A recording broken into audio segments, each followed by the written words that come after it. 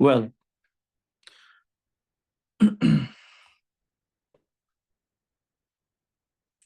so dear student,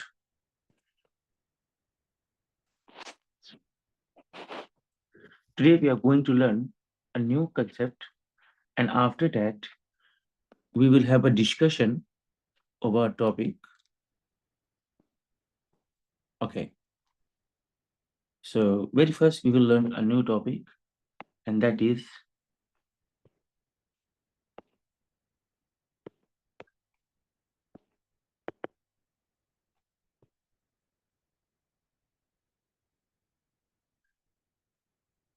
subject is M R plus 2B plus verb in third form. And next, subject have, has plus been plus verb in third form. Okay, dear students, we are going to learn two structures and we will see many examples on this topic and we will see that in what situation you can use this topic. हम सीखने जा रहे हैं ये दो structures को। हम देखेंगे कि किस सिचुएशंस में आप इन टॉपिक्स का इस्तेमाल करेंगे। वेल, जो पहला स्ट्रक्चर है उसको अगर मैं एक सेंटेंस में लिखूं तो मैं कह सकता हूं कि द रूम, मैं बात किसी रूम की कर रहा हूं, the room is to be. इसके बाद बोला जाएगा वो आपका third form. Dear student, subject बोलने के बाद इज टू बी और उसके बाद थर्ड फॉर्म आप तब बोलेंगे ना जब आपको कहना हो कि कोई काम किया जाना है। कौन करेगा ये तो मालूम नहीं चलेगा, काम करने वाला लापता होगा। और साथ ही साथ ये भी क्लियर करना है कि काम हुआ नहीं है, काम किया जाना है। जैसे कमरा साफ किया जाना है, the room is to be cleaned. कौन साफ करेगा ये मालूम नहीं चल रहा है, क्योंकि ये जो स्ट्रक्चर है ना ये पैसिव वॉइस का होता है, सब्जेक्ट लापता होता है।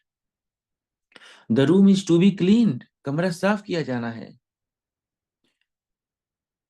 The breakfast is to be prepared, नाश्ता तैयार किया जाना है। Okay, the fees is to be paid, fees जमा किया जाना है। 5,000 rupees is to be sent, sent, S-E-N-T, sent, 5,000 रुपया भेजा जाना है। They are to be helped, उसकी मदद की जानी है। देखिए कोई काम हुआ नहीं है अभी, मैंने जितना भी एग्जांपल दिया ना इनमें कोई काम हुआ नहीं है, ये काम किया जाना है। तो जब भी आपको कोई ऐसा सेंटेंस बोलना हो जहां पर आप कहें कि कोई काम किया जाना है, आप कहेंगे सब्जेक्ट, फिर बोलेंगे is to be plus verb in third form.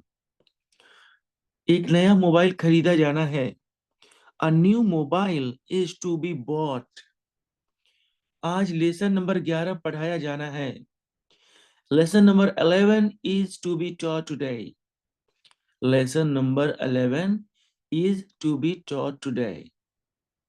Okay, उन लोगों को पीटा जाना है, they are to be beaten, they are to be beaten.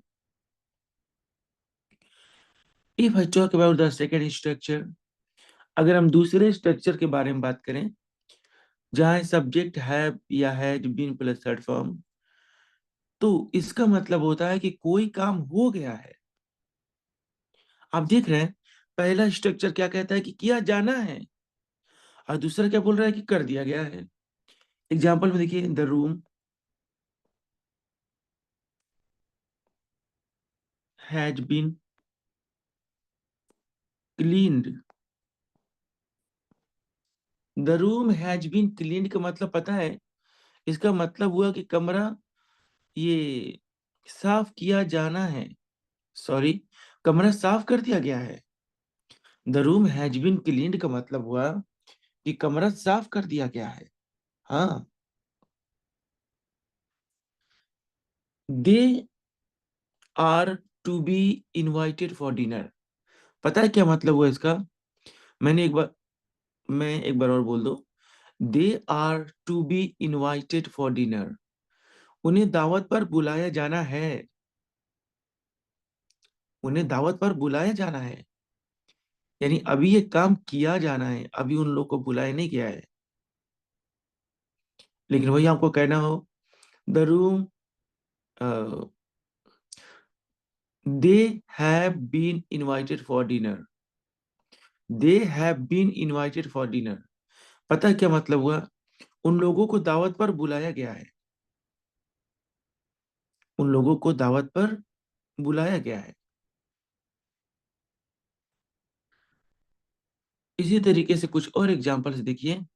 अगर मैं कहूं कि गरीब लोगों की मदद किया जाना है, किया जाना है का मतलब क्या मदद हो गई है? नहीं, मदद तो नहीं हुई। तो कैसे बोलेंगे? The poor are to be helped. The poor are to be helped. लेकिन वही अगर आपको कहना हो कि गरीब लोगों की मदद कर दी गई है, the poor have been helped. The poor have been helped. पहले मैं आपसे थोड़ा पूछ लूं कि आपको समझ में आ रहा है ना? उसके बाद अगर और एग्जाम्पल कहेंगे तो और एग्जाम्पल दूंगा। अगर आप कहेंगे नहीं समझ में आ रहा है तो मैं रिपीट कर दूंगा। तो जरा एक बार बता दीजिए कि मैंने दो स्ट्रक्चर बताया। एक में है इज सब्जेक्ट के बाद is am are to be plus verb का थर्ड फॉर्म।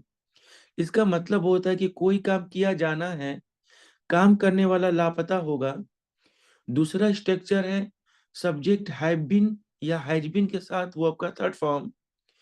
इसका इसका मतलब होता है कि वो काम कर दिया गया है। जो काम किया जाना था वो अब कर दिया गया है, लेकिन कौन किया है ये तो वही पता नहीं चलेगा आपको, क्योंकि पैसिव वॉइस के स्ट्रक्चर होते हैं। जैसे आप खुद सोचिए ना, इन दो हिंदी सेंटेंस में क्या फर्क है? पहला, फूलों में पानी डाला जाना है। फूलों में पानी डाला जाना है, इंग्लिश नहीं पूछ रहा हूं, पहले आप हिंदी में तो समझिए। और दूसरा, फूलों में पानी डाल दिया गया है। आप खुद सोचिए दोनों में क्या फर्क है।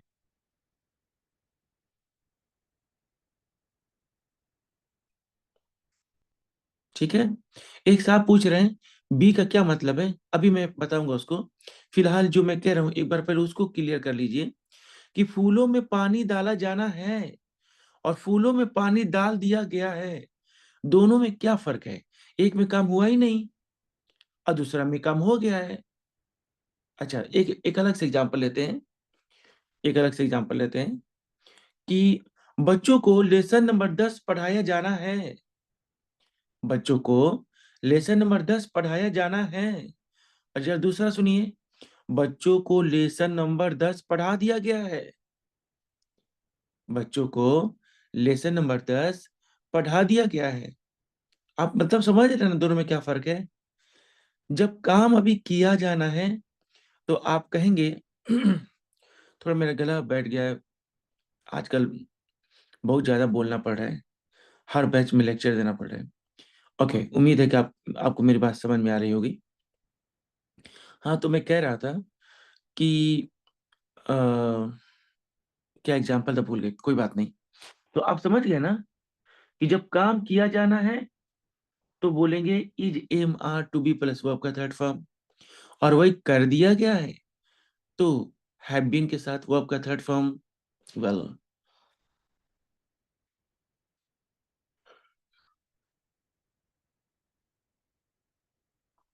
हाँ, टू बी मैं बता रहा हूँ, टू बी क्यों लगाया बता रहा हूँ साहब।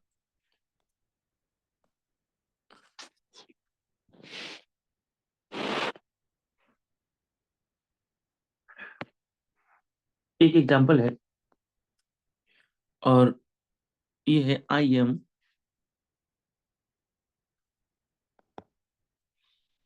M to beat I am to beat एक एग्जाम्पल है। इसका मतलब होता है कि मैं पीटने वाला हूँ, यानी मैं कोई काम करने वाला हूँ। राइट। ओके। लेकिन जब अच्छा, पहली बात कि टू क्यों लगा है? टू इसलिए लगा है कि ये टू के जब इज एम आर बोलकर आप टू बोलते हैं ना, और फिर वर्ब का फर्स्ट फॉर्म, तो इसका मतलब ये होता है कि ये काम किया जाना है। कोई काम, ये काम किया जाने वाला है। तो आई एम टू बीट, मैं पीटने वाला हूँ। अभी तक तो पीटा नहीं हूँ, लेकिन कुछ देर बाद आपकी पिटाई शुरू हो जाएगी। अच्छा, अब इसी काम को पास्ट में बोलें तो मैं क्या बोलूंगा? I am to be plus verb का third form, to be beaten. Well, मुझे पीटा जाना है, यानी मेरे ऊपर मार गिरेगी, मुझे पीटा जाना है। I am to be beaten. Okay. अभी एक भाई का सवाल है, ये टू बी का क्या मतलब है? देखिए साहब, जब कोई काम किसी के तरफ से किया जाना है, करने वाला लापता होगा, किया जाना है, तो उसको टू बी के साथ वर्ब का थर्ड फॉर्म बोलते हैं। यानी आप टू बी बोलकर वर्ब का फर्स्ट फॉर्म बोले, वर्ब का थर्ड फॉर्म बोलेंगे, तो सुनने वालों को एक मैसेज मिलेगा कि ये काम किया जाना है। और ये मतलब ये काम अभी हुआ नहीं है। आइए कुछ एग्जांपल बता दें। I am to help you. I am to help you, इसका मतलब मैं आपकी मदद करने वाला हूँ। मैं आपकी मदद करने वाला हूँ। लेकिन अगर इस सेंटेंस को मैं ऐसे बोलूं कि you are to be helped, you are to be helped, तो इसका ये मतलब होगा कि आपकी मदद किया जाना है। आपकी मदद किया जाना है। ओके। तो जब भी आपको ऐसा सेंटेंस बोलना हो जहां पर आप कहें कि कोई काम हुआ तो नहीं है, काम किया जाना है, हाँ, लेकिन ये नहीं पता कौन काम करेगा, काम करने वाला जो सब्जेक्ट है वो लापता है, मिसिंग है, तो आप बोलेंगे टू बी के साथ वर्ब का थर्ड फॉर्म। Some examples. बच्चों को इंग्लिश पढ़ाया जाना है। The children are to be taught English. The children are to be taught English. Okay. कुत्ते को रोटी खिलाया जाना है। The dog is to be fed bread or chapati. Okay. एक नया मोबाइल खरीदा जाना है। एक नया मोबाइल खरीदा जाना है। A new mobile is to be bought. A new mobile is to be bought. ठीक है। और भाई को बोल दे कि भाई काम तो हो गया है, उसे पीट दिया गया है, फीस जमा कर दी गई है, कमरा साफ कर दी गई है। तो अब आप कहेंगे आई हैव बीन। बात आपकी होगी तो यू हैव बीन, बात उन लोगों की होगी तो दे हैव बीन। ओके, उसके बाद आप बोलेंगे वर्ब का थर्ड फॉर्म। जैसे कमरा साफ कर दिया गया है, the room has been cleaned. उन लोगों को बुलाया गया है, they have been called. Okay. क्या अब मैं उम्मीद करूं कि आपको बात समझ में आ गई?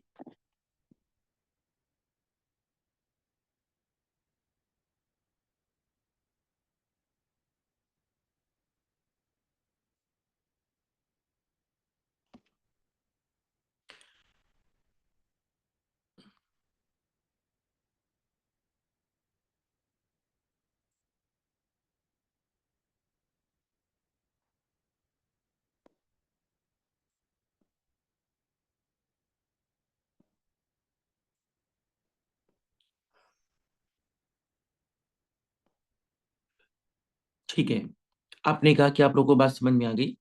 तो अब हम इस टॉपिक पर कम से कम दो दो तीन तीन एग्जाम्पल्स पूछने जा रहे हैं। और अच्छी बात यह है कि आप किसी का कॉपी नहीं करेंगे। जैसे किसी ने कुछ बोला तो उसको मॉडिफाई करके नहीं बोलेंगे, बल्कि कुछ नया आइडियाज लेकर बोलेंगे। दो स्ट्रक्चर है, एक में काम किया जाना है, एक में काम कर दी गई है। सो चलिए वन बाय वन सबसे पूछते हैं। सबसे पहले अब मिस्टर अब्बास। अस्सलाम वालेकुम सर। वालेकुम सलाम, हाउ आर यू? हाँ sir, I am good. How about you sir? I'm also fine, thank you. So you have two structures, and the first is you are to be plus verb in third form, and the okay next sir. one is subject have been plus verb in third form. Could you please explain it? Sir, any work if any work will if any work will, sir मैं उर्दू में करूं? आप English में ही करिए, लेकिन आपको जहां जहां नहीं आए वो सेंटेंस मुझसे पूछ के करिए, और जहां जहां आपको आए वो अपने मन से बोलिए। अगर कोई काम सर मतलब होने वाला है तो उसका क्या बोलूं? Okay, if you want to say that something is going to happen, something is going to happen. Sir, if any work is some going to happen, and but subject is missing, then we will use to be, a subject plus to be, uh, use verb third form, like like वो जाने वो जाने वाला है, he is to be gone, like वो like खाना खाने वाला है, खाना खाने वाला है, वो खाना खाने वाला नहीं, ये तो गलत। कोई बात, वो सही बोल रहे हैं आप, लेकिन इसमें पता चल रहा है कौन काम करेगा, तो टू भी बस मत बोलिएगा। वो खाना खाने वाला है, he is to eat. But sir we are talking about to be. हाँ, तो अगर जुबान से निकल ही गया कि वो खाने खाने वाला है, तो उसी को मॉडिफाई करके बोल दीजिए कि यहाँ मैं एक सेंटेंस बोल रहा हूँ, इसका मतलब पता चल रहा है कौन। यस यस यस, इंग्लिश में एक्सप्लेन नहीं होगा सर। ओके, कोई बात नहीं।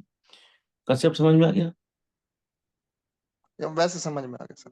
तो मैं आपसे कुछ हिंदी सेंटेंस, मैं आपको कुछ सेंटेंसेस बोल रहा हूँ, आप उसको इंग्लिश में बोलिए।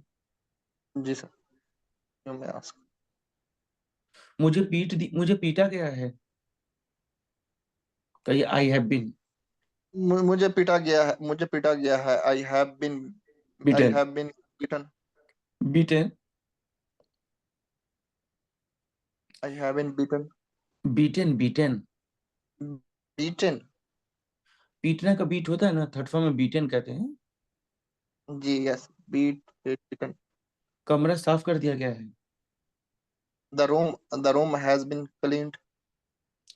उन लोगों को ट्रॉफी दे दी गई है। They they have been they have been given they given given given trophy. given trophy। हाँ, उसे गोली मार दी गई है। ये उसे गोली मार देगी है उसे। he he has been shot. taught him। Shot shot. Shoot का थर्ड फॉर्म होता है shot. he has been shot। बिल्कुल सही। ठीक है, आइए तो कुछ नेक्स्ट कौन है प्रैक्टिस के लिए? नेक्स्ट ਉਹ कौन है ਜਲਦੀ ਸੌਣ ਲੱਗਾ, ਕਿੱਥੇ ਵੀਰੇ?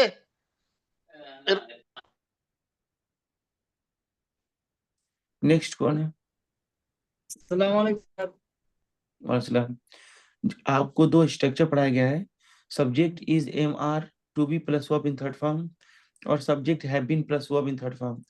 Could you please explain the difference between two structures? What is that? Repeat again. अच्छा कोई बात नहीं. Today I have taught you two structures. The first structure, subject is AMR, to be plus verb in third form, and the second structure is subject have or has been plus verb in third form. So could you please explain? Yes, sir. Okay.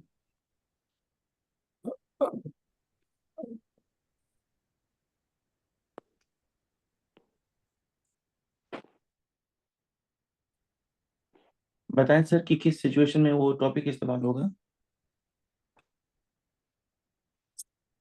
और अभी फिलहाल ये अभी joining किए हैं sir, जो सुने नहीं है. कोई बात नहीं, कोई बात नहीं, थोड़ा इंतजार करिए. अभी कुछ बच्चे बोलेंगे तो आप उनको बताइएगा बाद में. नेक्स्ट, मिस माया आप आई थी चली गई. बोलना, आप एक्सप्लेन करेंगे उसको.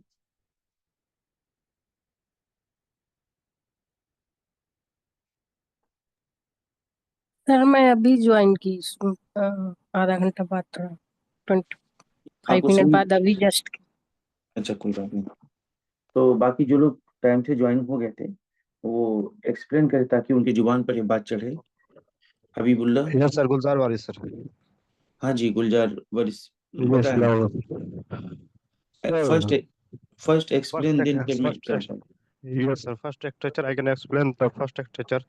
The subject plus is MR plus to be plus verb in third form. There is we are using in this structure. The subject is missing, but work is not complete.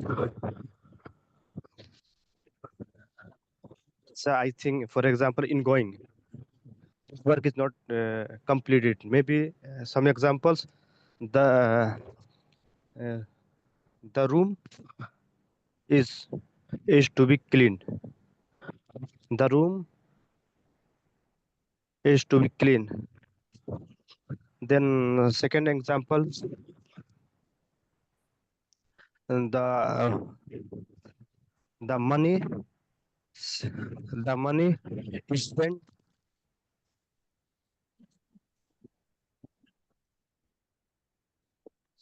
The money is to be sent. So Okay, the money is I'm to be right or sent. wrong? Yes, sir. So Ye- second, yes, sir. Tell me. do not think that you are right or wrong. You need to think you are speaking or not. ये मत सोचिए गलत बोल रहे हैं कि सही बोल रहे हैं, ये सोचिए बोल रहे हैं कि नहीं बोल रहे हैं. Yes, yes, sir. Sir, then second structure is subject plus have has plus to be plus verb in third form. So this structure is using in we are complete this work. Okay. So there one or two example. I give the one or two example. The room has been cleaned.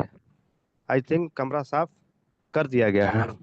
Yes. So second exercise is the same. I the money has sent to be sent. Had been sent. Has been sent, sir. Okay. Okay. Good job. I'm going to ask you some questions. Yes, sir.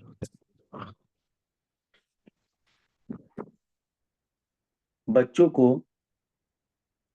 Lesson number 2 पढ़ाया गया है. The children has to be taught lesson 2. The children have been taught lesson number 2. Yes. Okay. आपको पीटा गया है.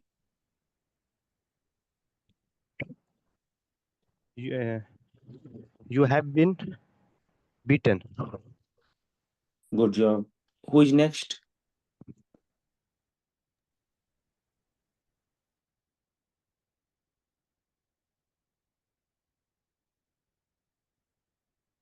Who is next? सामने आइए. Walaikum salam. Okay, could you please explain when to use subject is am, are, to plus verb in first form and have a plus verb in third form? जी sir. Subject is am are, subject plus is am are plus to be plus third form। ये कोई काम होने वाला है उसमें sir ये Yes. Use करेंगे। Yes. जैसे the room is to be clean, room साफ।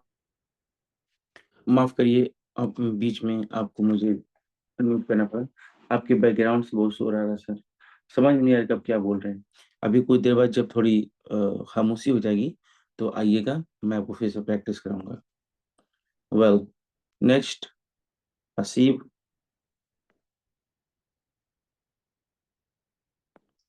मनाल अहमद।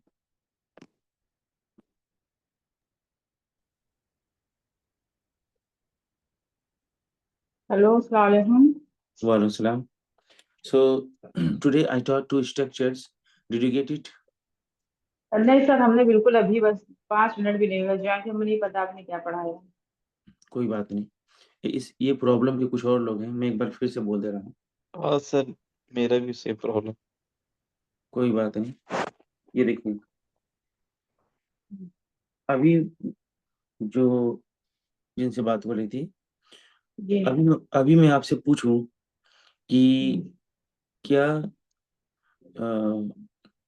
क्या डिनर पका दिया गया है, और आपको कहना हो कि डिनर पकाया जाना है, खाना पकाया जाना है, तो कोई काम अभी किया जाना है, तो आप कहेंगे सब्जेक्ट तो बोलेंगे, डिनर के बाद डिनर बोलेंगे, फिर कहेंगे या तो इज या तो एम या तो आर, उसके बाद बोलेंगे to be plus verb in third form. जैसे डिनर पकाया जाना है, the dinner is to be cooked. बच्चों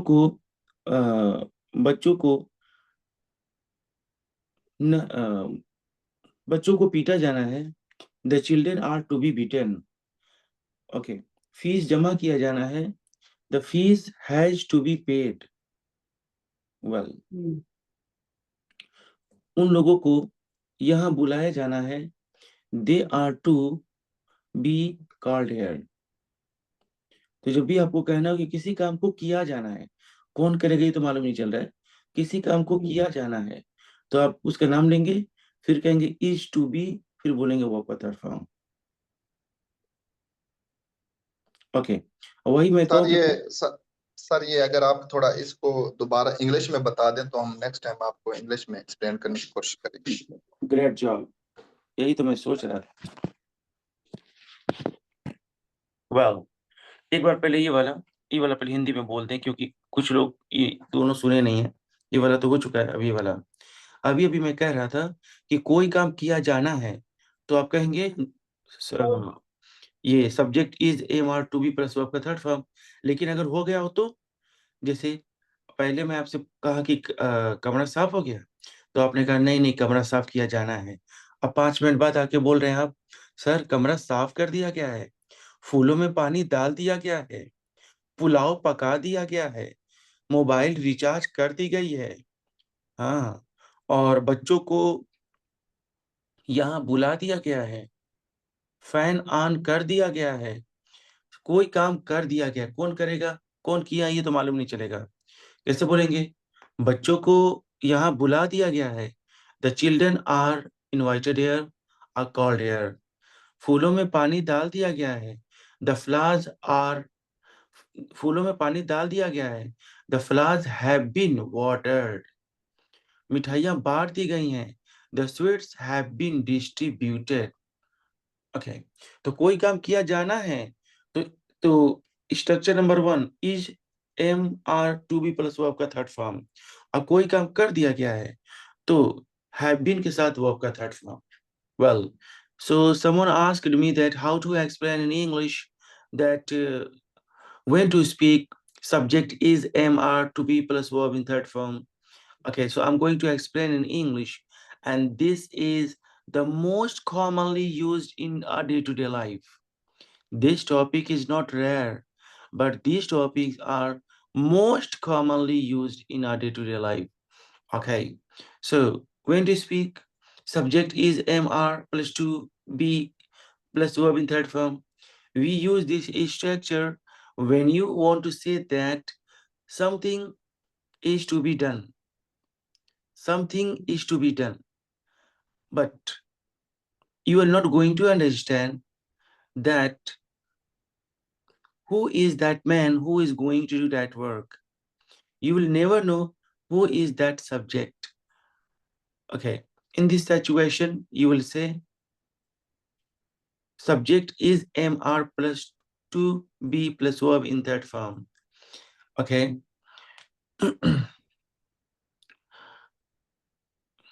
उन लोगों को पैसा दिया जाना है. They are to be given money. They are to be given money. But if I say उन लोगों को पैसा दे दिया गया है, they have been given money. They have been given money. उन लोगों को यहाँ बुला दिया गया है. They have been called here. They have been called here. Okay. फूलों हाँ में सर, पानी sorry sir, sorry for interrupt. So in both the case, subject are missing, right? Okay, let me explain. I'm telling everything. So फूलों में पानी डाल दिया गया है. The flowers have been watered. So dear student, if I talk about what is the similarity between both structures, okay, the similarity is that you are not going to understand who is that man who is going to do that work. Actually, both structures belong to passive voice. That is why you will not going to understand who is that man, who is that subject. So similarity is that subject is missing. But if I talk about what the difference, so difference is that in first structure, the work is to be happen. The work is to be happen in some after some times, after 2 minutes. But if I talk about the another structure, if I talk about this structure, the work had just passed. The work had just completed. This is the difference. May I need to explain again? No sir, got it. That's great. So is there anyone who want to ask me a question? You can ask me. Is there anybody who want to ask me a question? You're welcome. You ask me questions. Sir, you was asking you was asking a subject is missing. Like a subject is he, they. Sir, it is a subject or not? What is subject? The question is what is subject? As I have written, very first write subject. First I'm saying subject is missing. On the other hand, I'm saying write subject. What is this? This looks like a joke. No, this is not a joke. Actually, the real subject is missing. The subject who is watering the flowers, the subject who is beating the children, that man who has bought a laptop. Real subject is not mentioned here, he is absent. For example, एक नया laptop खरीदा गया है. Who is that man who has bought a new laptop? I'm not going to mention his name. Okay, so when real subject is missing, then we will make any noun as a subject. Why? Because I want to speak that sentence. In Hindi, I would like to say that so that everybody may understand what I say. इसमें कोई doubt नहीं कि जो original subject है वो गायब है, लापता है. लेकिन अब चूंकि सेंटेंस बोलना है तो किसी ना किसी को तो हम सब्जेक्ट बनाएंगे ही बनाएंगे. मिसाल के तौर पर कि मेरे पास बहुत अच्छा वाला बाइक नहीं है, लेकिन हमको भाई सुबह कोचिंग पढ़ाने के लिए 20 किलोमीटर दूर जाना पड़ता है. भाई जो है उसी से जाएंगे ना. मेरे पास आईफोन तो नहीं है, लेकिन जो है उसी से काम चलाते हैं. तो रियल सब्जेक्ट तो नहीं है, ओरिजिनली जो काम किया है वो तो नहीं होगा. लेकिन चूंकि आपको सब्जेक्ट क्योंकि आपको सेंटेंस बोलना है तो उसमें जिसके बारे में बात हो रही है ना उसी को आप अपना सब्जेक्ट बना लेंगे। जैसे चावल पकाया जाना है, यकीनन कोई इंसान ही पकाएगा, वो तो लापता है, लेकिन किसके बारे में बात कर रहे हैं? चावल के बारे में। तो भाई इन्हीं से शुरुआत करिए, क्योंकि सेंटेंस तो बोलना है तो किसी न किसी को अपना सब्जेक्ट बनाना पड़ेगा।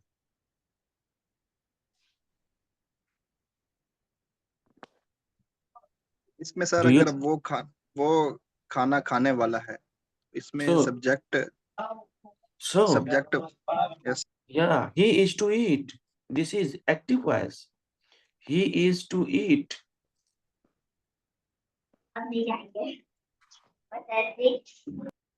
This is active voice sentence. लेकिन जो सर पढ़ रहे हैं वो यानी वो पैसिव वॉइस पढ़ रहे हैं।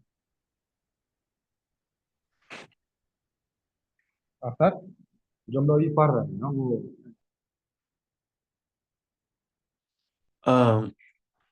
ये क्लास रिकॉर्डेड है, रिकॉर्ड हो रही है, तो कुछ पर्सनल बात करनी हो तो लाउड स्पीकर अपना माइक म्यूट करके बात करें, क्योंकि कल इसको पता नहीं कितने दिनों तक लोग देखेंगे। अभी देख सकते हैं। हाँ जी, बोलिए। Sir can you explain one time more in Hindi? Okay okay, आपने जो पूछा था ना वो आप इसका, आपके पास कोई नोट है? कोई आपके पास रुपया है, नोट है? Yes sir. तो भाई हर चीज की जोड़ी होती है। उस नोट में एक तरफ हेड है, एक तरफ टेल है, उसकी जोड़ी है। उसी तरीके से हर ऊपर वाले ने हर चीज को जोड़ी में बनाया है।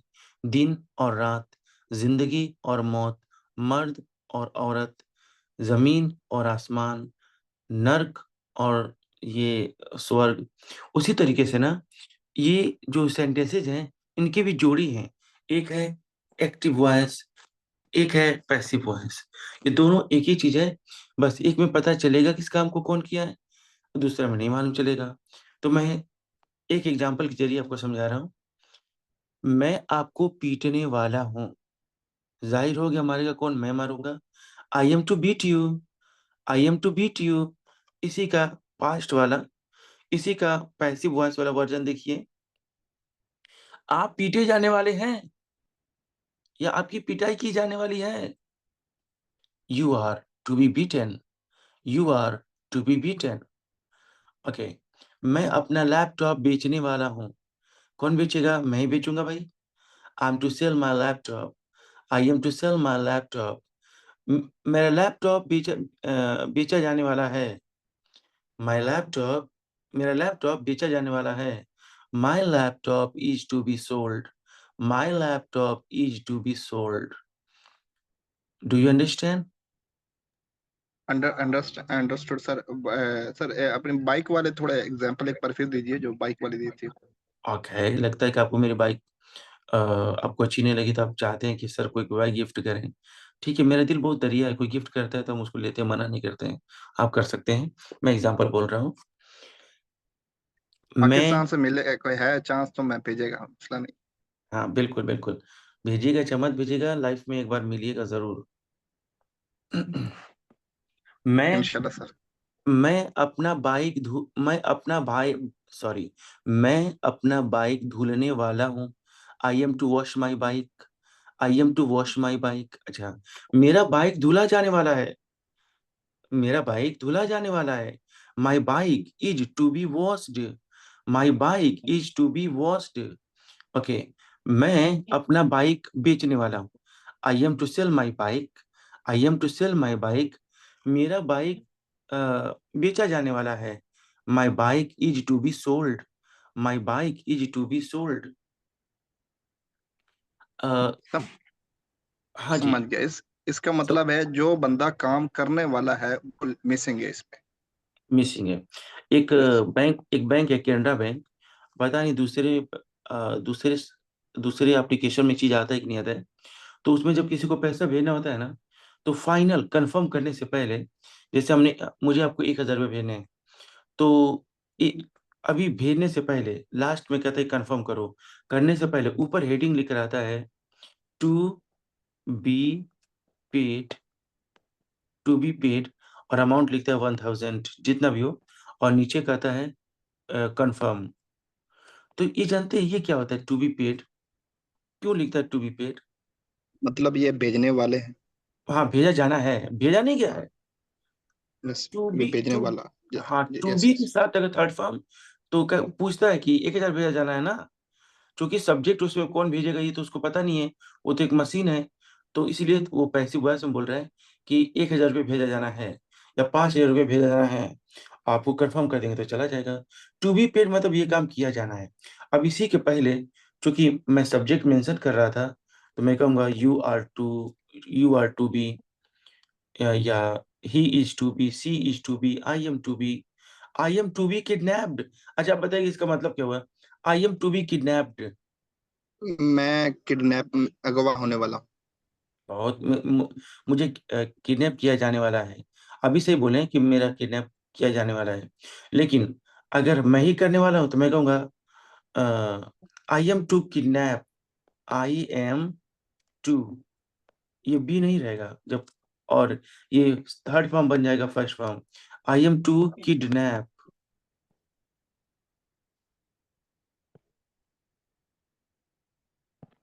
इसका मतलब क्या होगा? मैं किडनैप करने वाला हूं, मैं ही किडनैपर हो जाऊंगा। बात समझ में आ गई? यस, समझ अस्सलाम गया। वालेकुम। आगे किसी का नाम भी तो जोड़ सकते हैं। जैसे किस में एक्टिव आई में? आई एम टू, नहीं नहीं, I am to be kidnap someone. क्यों नहीं? I you are to be beaten. I आप ही आई का एम नाम। To be kidnap Abbas, I am to हाँ बी किडनैप जी, या I am to be kidnap.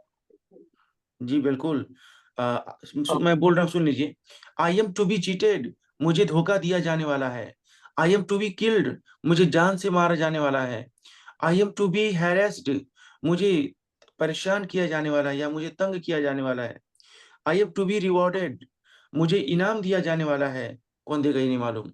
I am to be I am to be awarded, मुझे पुरस्कृत, यानी मुझे, फिर वही बात है, मुझे इनाम दिया जाने वाला है।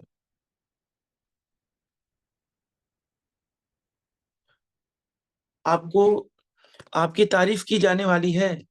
You are to be appreciated, you are to be appreciated. Pulao पकाया जाने वाला है, pulao is to be cooked. गरीब लोगों को कंबल दिया जाने वाला है, the poor are to be given blankets. ये जो सर, आप इसका बोले सर मतलब है कि कि अगर हमको अवार्ड दिया जाने वाला है, तो आई एम टू बी, क्या बोले, आई एम टू बी आप फिर से क्वेश्चन, अवार्डेड। सैम जी हमको आप फिर। अवार्ड दिया जाने वाला है, हाँ हमको अवार्ड दिया जी, जाने वाला है। जी आपको आई एम टू आपको बी अवार्डेड। हाँ, आपको अवार्ड दिया जाने वाला है। क्योंकि आप, तो इसी को हम, मैं आप बोल रहा हूँ तो आप आप इसी में, को मगर कैसी भाषा में बोले। आप ही की बात को मैं कह रहा हूँ। आपको अवार्ड दिया जाने जी। वाला है, you are hmm, to be awarded. जी। कौन देगा मालूम नहीं चल रहा। हाँ, ऐसी भाषा में बोलेंगे इसको तो। पैसिव वॉइस में बोल रहा हूँ, कौन अब पता चल रहा है क्या कौन देगा? नहीं पता चल हाँ। रहा है। आपको अवार्ड दिया जाने वाला है, you are to be awarded. हाँ, आप कहिए कि एक्टिव वॉइस में कैसे बोले, तो मैं कहूंगा यू आर टू अवॉर्ड या यू आर टू रिवॉर्ड। इसका मतलब आप इनाम देने वाले हैं। हम्म, ओके सर। अगर सर है, एक मिनट, मैं थोड़ा इसमें डिफरेंस करने की कोशिश करता हूँ सर तीन सर में। सर इसको थोड़ा लिख के बताए ना सर प्लीज। क्यों नहीं, श्योर। अच्छा, एक चीज और, मैं लिख के बता रहा हूँ, लेकिन बाकी इतने लोग हैं, आप लोग कोई क्वेश्चन ही नहीं कर रहे हैं सर। आप लोग क्वेश्चन करें, सब लोग क्वेश्चन करें, सब लोग का बराबर हक है। वेल, ये देखिए, आई एम टू, इसलिए नहीं कर रहे सर, ये अच्छे से समझ में आया। I am to cheat. इसका मतलब हुआ कि मैं धोखा देने वाला हूं। और अब देखिए, आई एम टू, जितना रेड कलर से लिखा वो सब उतना है। अब जब बदल रहा हूं, I am to be cheated, जो एक्स्ट्रा आ रहा है उसको मैं ब्लू से लिख रहा हूं। आई एम टू चीट, मैं धोखा देने वाला हूं। I am to be cheated, मुझे धोखा दिया जाने वाला है। इसमें पता नहीं चल रहा कौन काम करेगा, लेकिन ये मामला मेरे ही साथ हो जाएगा और इसमें मैं ही वो काम करने वाला हूं। एक एग्जांपल और देखिए, you are to kill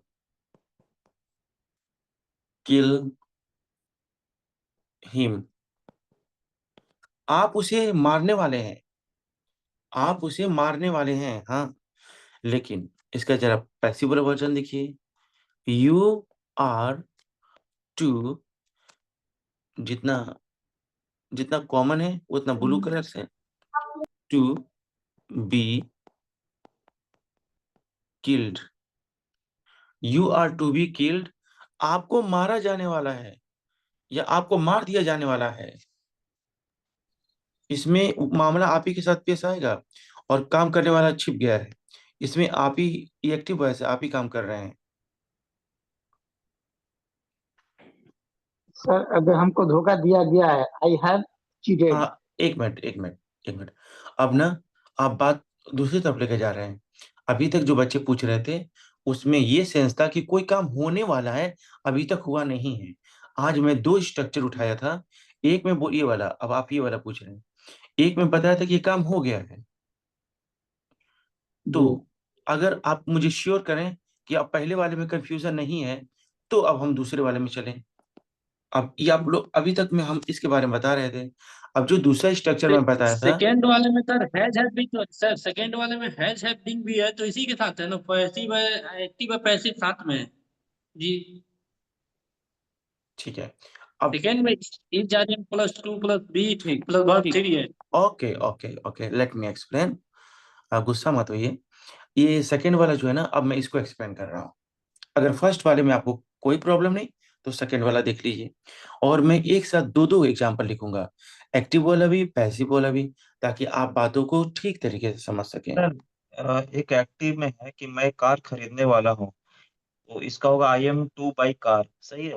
I am to buy a car, और उसी का हाँ, दूसरा वाला वर्जन, एक कार खरीदा जाने वाला है, a car is to be bought. To be bought, ठीक। वेल, अब ये देख लीजिए काम हो गया है।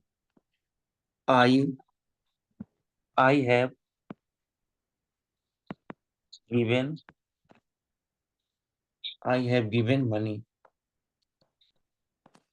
आई हैव गिवन मनी मतलब मैंने पैसा दे दिया है। काम हो गया है, लेकिन काम कौन किया है ये चीज जाहिर है, मैंने पैसा दे दिया है। लेकिन इसी का पैसिव वाला वर्जन देखिए, आई हैव, जितनी बात कॉमन रहेगी, जितनी बात कॉमन रहेगी वो सब ब्लू से लिख रहा हूं मैं, और जो अनकॉमन होगी, जो एक्स्ट्रा में आया है, उसको रेड कलर से लिखूंगा। I have been given money, ये गिव नहीं, given. I have been given money, मुझे पैसा दे दिया गया है। इसमें देने वाला मैं था, मेरे पॉकेट से पैसा गया और इसमें मैं पाया पैसा। इसमें एक बार फिर से सुनिए ऊपर वाले का meaning, I have given money, मैंने पैसा दे दिया है, और नीचे वाला I have been given money, मुझे पैसा दे दिया गया है। एक बार नहीं समझ में आ रहा ना, कोई बात नहीं। और एग्जांपल देखिए, यू हैव आस्क्ड, जिसके जिसके स्पीकर से आवाज आ रही है बंद करके खूब प्यार से सुनिए। You have asked a question, इसका मतलब हुआ आपने एक सवाल पूछा है, आपने एक सवाल पूछा है। अब इसी का थोड़ा पैसिव वॉइस वॉइस वाला वर्जन देखिए, यू हैव, जो अलग रहेगा उसको दूसरे कलर से लिख दे रहा हूं, you have been asked a question, you have been asked a question. दूसरे वाले का मतलब है आपसे एक सवाल पूछा गया है। पूछने वाला तो जाहिर नहीं है, लेकिन ये काम आप ही के साथ हुआ है। You have been asked a question, आपसे एक सवाल पूछा गया है।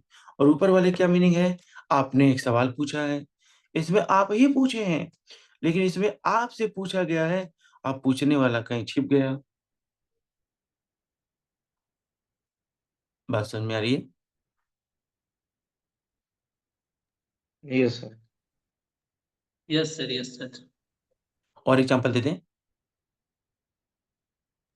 यस सर, दे दे सर और पंकज। एग्जाम नहीं, समझ में आ गया ना, तो ज्यादा वही टाइम बचाएंगे तो मैं कुछ और बताऊंगा, लेकिन अगर जरूरत नहीं हो तो क्या फायदा। लेकिन अगर जरूरत हो तो और देख लीजिए।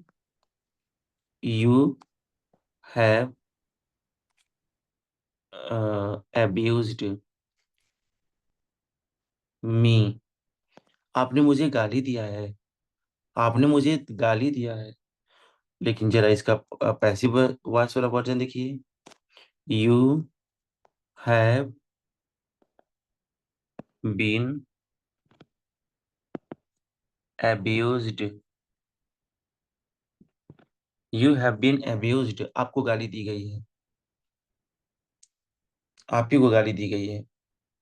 ऊपर वाले में आपने दिया है और नीचे वाले में आप ही को दिया गया है। आपको गाली देने वाला है। देखिए फिर अब मिक्सअप कर रहे हैं। गाली देने वाला है बोलेंगे तो इसका मतलब अभी वो गाली नहीं दिया गया है। तो ये जो अभी आपने हमको शेयर किए हैं आप, कि हाँ सर ये पहला वाला स्ट्रक्चर आ गया जहां हम कहते हैं कि कोई काम होने वाला है, यू आर टू अब्यूज। एक में दूसरे को मिक्सअप करेंगे ना तब कंफ्यूज हो जाएंगे सर। आप जो पूछे है ना, ये पहला वाला है, आपको गाली दिया जाना है या आपको गाली दिया जाने वाला है। You are to be abused, you are to be abused, ये वाला है जो पहला आपको बताया। ओके सर, ओके ओके, समझ गया। हाँ, और नीचे वाले में अब हो गया है, ऊपर वाले में किया जाना था।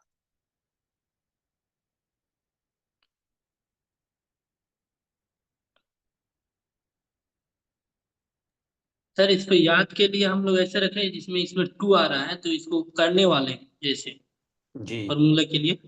जैसे हम्म। फर्स्ट में जो आपने बताया स्ट्रक्चर, जैसे जेन में हम लोग कोई काम करने वाला टू को लगा के is are am plus to लगाते हैं, इससे फॉर्मूला आसान रहेगा क्या याद रखने के लिए? याद क्या रखना है साहब, दो चार बार 10 सेंटेंस अभी आप लोग प्रैक्टिस नहीं करते हैं ना। अ, नहीं एक सर करते हैं, लेकिन फिर भी इतना ना सुनिए ना, स्ट्रक्चर कभी कभी फॉरगेट आदमी हो जाता है। वो क्यों होता है मैं बता रहा हूँ दोस्त, मैं बता रहा हूँ। एक अनपढ़ आदमी का एग्जाम्पल ले रहा हूँ। एक दवा की दुकान है, और दवा की दुकान में एक एक छोटे से रैक में कम से कम 50 डब्बे रखे रहते हैं, और सबका अलग अलग इंग्लिश में नाम है। एक एक देखता हूँ कि काम करने वाले छोटे छोटे लड़के, 10 साल 12 साल 15 साल के लड़के, उनको इंग्लिश नहीं आती है तो पढ़े लिखे नहीं है, लेकिन बार बार वहां से दवा उठाने से जब कोई आता है बोलता है फला दवा लाओ, उसी रेक में जाते हैं, उसी डब्बा को उठाते हैं और पूरा पढ़ते भी नहीं लाकर दवा दे देते हैं। जब आप रोज प्रैक्टिस करेंगे सर ना, तो ये सब सारी चीजें बिल्कुल ऐसे लगता है ना कि जैसे मैं हिंदी बोल रहा हूँ वैसे आ जाती है। इसमें जो भी बच्चा मेरी बात सुन रहा है, अगर मैं किसी से कहूँ जरा बताएं बताएं तो मैं तैयार हूँ, सब कहेंगे कहेंगे आई एम रेडी, एकदम तुरंत कहेंगे आई एम रेडी। और फिर अभी कह दूं हाँ जी बताओ तो, मैं लंगड़ा हूँ, मैं अंधा हूँ, मैं बेहोश हूँ, मैं बहरा हूँ, मैं गूंगा हूँ, तो मैं गूंगा क्या होगा, सोचना शुरू कर देंगे। और बनेगा दोनों सेम तरीके से। जिस तरीके से आई एम रेडी बोले ना, उसी तरीके से बोला जाएगा कि मैं गूंगा हूँ। आप कभी बोले नहीं है ना, गूंगा की इंग्लिश हैबिचुअल नहीं है, सोचने लगेंगे। तो ये सारी चीजें प्रैक्टिस की देन है, इन्हें हम प्रैक्टिस करेंगे तो आप बहुत आगे चले जाएंगे, सारे स्ट्रक्चर आपको ऐसे बाई हार्ट याद हो जाएगा। और एक छोटी सी बात आपको बताऊं, जिससे मैंने इंग्लिश सीखी और जो मुझे बहुत मदद किया। आज दौर ये है ना कि लोगों के हाथ में मोबाइल है, और एक एक लेक्चर सुनना है, कि मान लीजिए जो टॉपिक मैंने पढ़ाया, यही टॉपिक आप यूट्यूब पर जाएंगे तो अमेरिकन या हर अलग अलग कंट्री के लोग से आप सेम लेक्चर सुन सकते हैं। मेरे टाइम में मोबाइल वगैरह नहीं था, इतने बोलने वाले नहीं थे, कितना टफ था मेरे टाइम में सीखना। कैसे मैंने सीखा, मैंने ये सोच लिया आप भी कभी ना 1 हफ्ता के लिए ट्राई करिए, बस डेमो करिए 1 हफ्ता के लिए।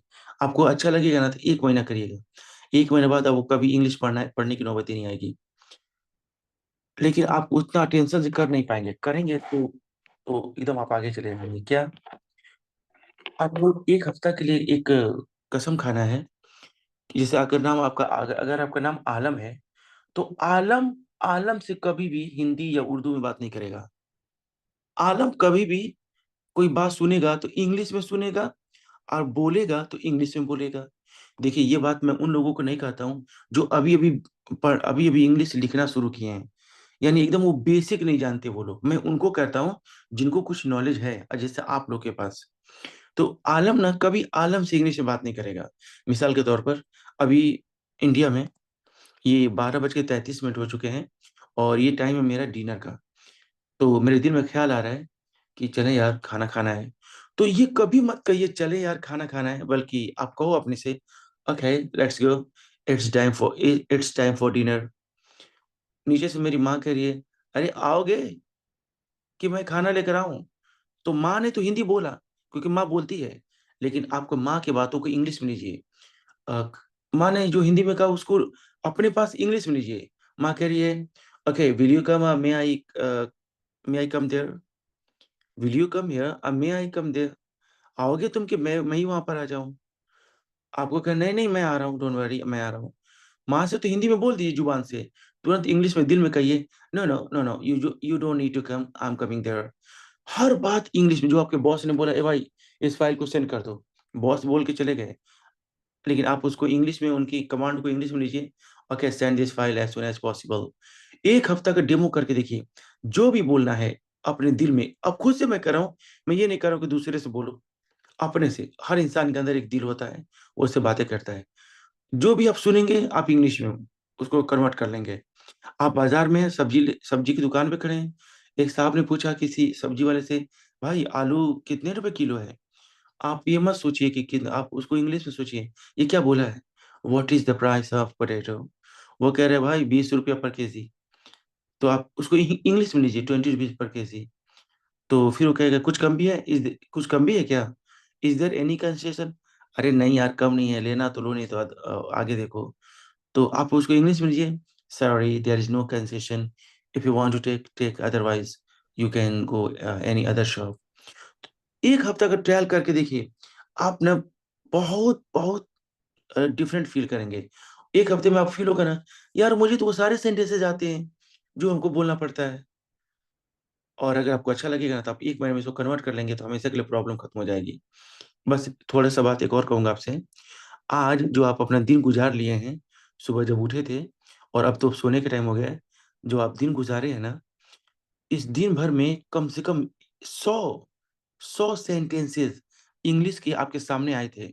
यानी वो तो हिंदी में आए थे, लेकिन अगर आप थोड़ा सा केयर किए रहते तो 100-200 सेंटेंसेस आप बोल सकते थे और 100-200 नए वर्ड्स आपके पास आए थे।